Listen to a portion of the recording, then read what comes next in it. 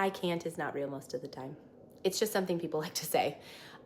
Usually it starts with, I wish I could, and then it turns into a very detailed explanation as to why said thing will not work. Most of the time, it's not that said thing can't be done, it's just that it's not getting done. I'm going to use my garden as an example because I do hear this a lot. I hear, oh, I wish I could grow food like that. Okay, you can. Like my setup, maybe not, but this wasn't my starting point either.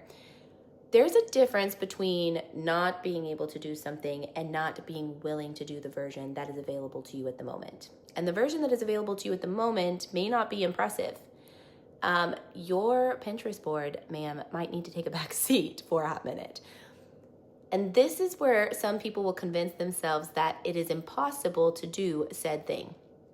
Because now it actually requires thinking a little, figuring it out, and making it work for you. You are not able to copy someone else's setup. You're going to have to build your own and get creative. Going back to the garden concept, I started with a few containers on a deck and an HOA. It was not ideal, but it did work.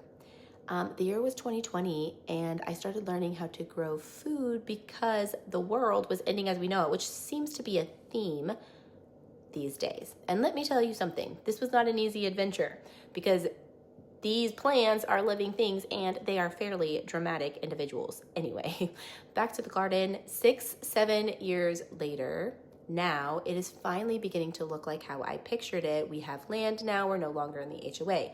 But here's my point. If I can't is the language within your home, your kids hear that. And if everything slightly inconvenient becomes the impossible, what are you teaching your children?